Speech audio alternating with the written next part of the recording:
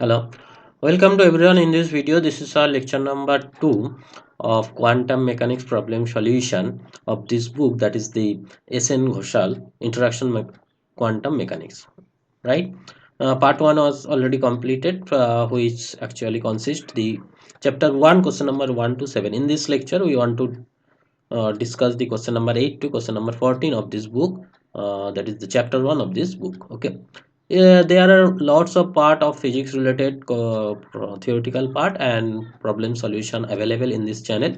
You can go through the description box, there are separate playlists are available there. Okay, so let's start today's discussion of question number 8. This question says calculate the radius of Bohr orbit of the hydrogen atom. So you need to find out the Bohr orbit of hydrogen atom. What is the velocity of this electron of this orbit? So after that you need to find out the velocity, and what will be the radius of Bohr orbit if electron is replaced by negative muon of mass this. So if you replace this electron with this muon whose mass is 212 times mass of electron, then what will be the radius? Okay, so I think you understand the question. You try to solve this question, after that you watch this solution, right? So if this is a nucleus and this electron is moved around this orbit, so there is a force, that is the Coulomb force, z square by r square in Gaussian unit is equal to the centrifugal force mv square by r. From this you will be get this relation are equal to this. Now the Bohr postulate is nothing but mbr, that is the angular momentum, which is nothing but nh cross. H cross is nothing but h by 2 pi, that is the reduced Planck constant. So from here you will be get this v equal to like that. If you put that, after that if you rearrange them, the rn, that is the radius of nth orbit, will be n square h cross square by mz square. If you put this value in this relation, you will be get this value of velocity also. So after getting these two relation, you just put this value, you will be get the value like here. So for hydrogen the z will be 1, and for the first orbit the n will be 1. For hydrogen you can say, for hydrogen you can say z is 1, and for first orbit you can say n equals to 1, right? So after putting this value z1 n1, so you will be get this relation h cross square by 2 m square. H is the value, that is the value of h, and cross means 2 pi, that's whole square, that is the 4 pi square. M is the mass of the electron, E is the charge in SI unit, CGS unit, that is 4.8 into the minus 10. So after calculating you can easily find out the radius of hydrogen atom, that is that angstrom or in centimeter. Clear? After you can find out this velocity using this relation, put this value e square by h square, put this z equals to 1, n equals to 1, so you will be get this velocity. And if you put this m equals to 1 m, that is the muon mass, so this radius is times that, because the mass is denominator, so you will be get this relation. So I think clear about this basic theory and this problem solution. Next question. Next question says, if Rydberg constant for hydrogen and helium plus ion are like that, these two are Rydberg constant for hydrogen and helium atom. Calculate the ratio of helium to hydrogen atomic mass, assuming the ratio of proton to electron mass is like that. So this is the relation Rydberg constant with this constant like that. M is the mass of electron, or capital M is the nucleus mass. So for hydrogen this will be like that, there is a one electron and one proton, and this proton mass is 1836 times of mass of electron. For helium this atomic mass is n times of hydrogen mass, and this electron is here. So after rearranging them and just ratio these two things and put this value, you can easily find out this value of n is like that. This is the ratio of the atomic mass of two atoms. Clear? Next question.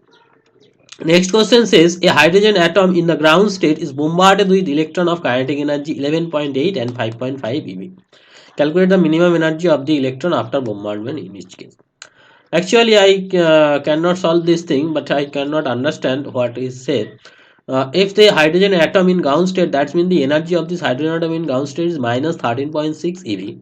So if you collide bombarded with electron this energy, the energy will be electron like that, but I don't know, this answer is does not matches. If anyone can solve this, you must comment in the comment box. Go to the next question. Calculate the Bohr magneton. The expression of Bohr magneton is nothing but E h cross by 2 me. So just put this value of electronic charge. H cross is the h by 2 pi, 2 into me, mass of the electron. So finally you will be get this relation. This is in SI unit. So that is the joule per Tesla. Next question. What is the angle between the orbital angular momentum of vector PL and the applied magnetic field for L equals to 1, 2 and 3? So the angle can be find out that cos theta equals to ml by L. So for L equals to 1, ml equals to 0 to plus minus L, that is the plus minus 1. So cos theta equals to 0 by 1 plus 1 by 1 minus 1 1. So this will be the value of theta 0, 90, 180. In case of L2, similarly ml equals to 0 to plus minus L, that is 0 to 0 plus minus 1 plus minus 2. If you put this value in this relation, you can get this value of theta 0, 60, 90, 120, 180. And in case of L equal to 3, the angle will be 0, 48.2, 70.5, 90, 09.5, like that. For the different L, what is the maximum value of component of PL along the magnetic field? Maximum value is obviously when theta equals to 0. When theta equals to 0, this relation will be PL P cos theta. Theta equals to 0, cos 0 is 1. So this will be the value of mu B, then mu 2 mu B, and then 3 mu B. Next question. Next question says a collimated beam of lithium atom of ground state this moves with velocity vx along the x direction. If this is the x direction, this moves along that direction.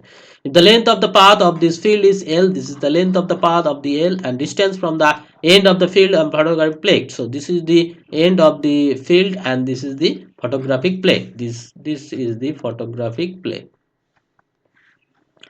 This is the photographic plate. Photographic plate. Okay.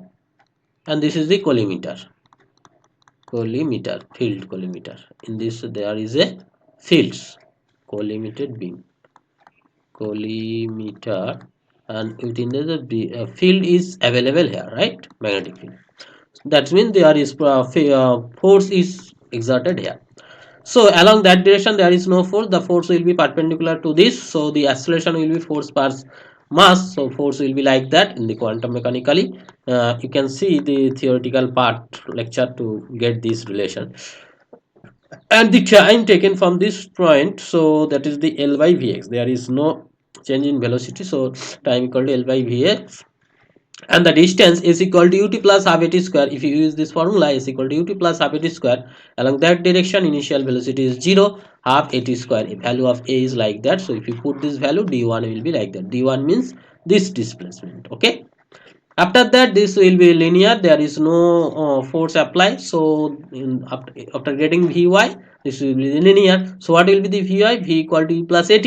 So u is 0 initially, this velocity is 0, so V equal to like that, and the time taken from that point to that point is L by Vx. So d2, that is d2 equal to Vy into d2. Put this value, if you adding, you can easily find out this expression. Clear?